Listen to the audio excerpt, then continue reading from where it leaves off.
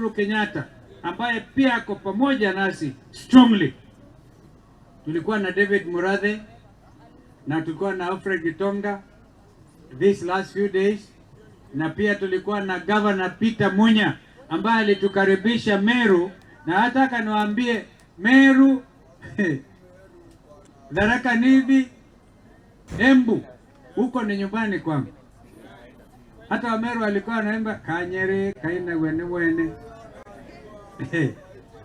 So huko ni strong na watu wako tayari everywhere.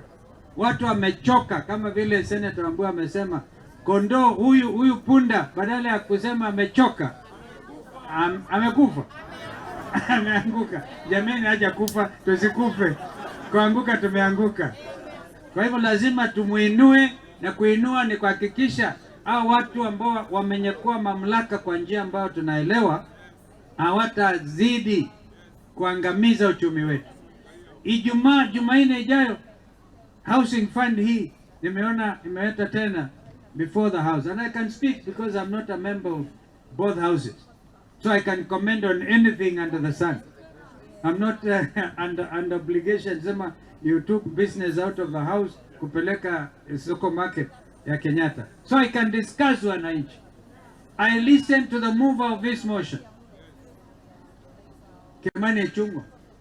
You can see somebody struggling to say the truth.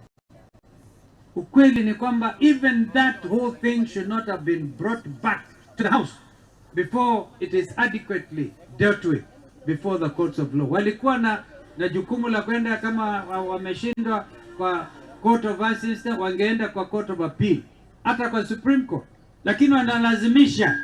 Yani sijaona serikali ya kulazimisha, bomoa lazimisha, mutake musikake. Wanasema wao wako na vitu vya ile kisu alipatiwa sio ya kukata sukuma wiki. Maajabu. Serikali inashtaki wananchi kwa Mungu. Hapana. So that whole thing was before the court of appeal. Wangeenda kwa court of appeal. So even for my learned brother and friend Weta kukubali hiyo mata iletwe mbele ya nyumba la County Assembly and National Assembly ni makosa.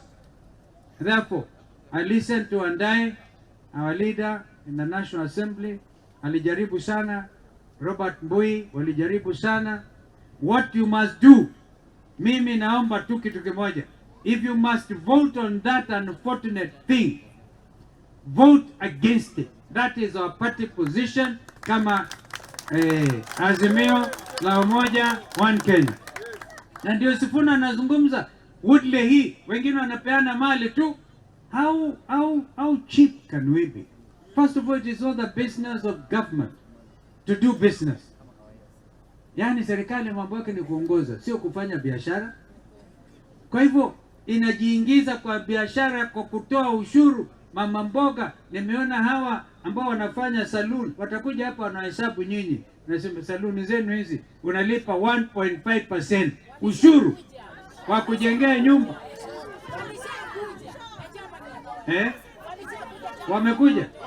Walikuja kuhesabu nyinyi. Wangama sema wapotee kabisa, hatutaki mambo yao. So ndio tunasema hii kwa therefore we are saying on Thursday tunakutana kama tena viongozi wa Azimio One Kenya with our economic team, na tutatoa bado msimamo. Kwa hivyo tunahakikisheni hakuna pengo. What has happened kwa mambo ya ndugu yetu Raila Odinga is something we are very proud of. We shall campaign, is beyond now partisan politics. Na kwa hivyo kwa sasa tukae hivi. Na mimi nataka nikamilishe basi. Nyama tumekula.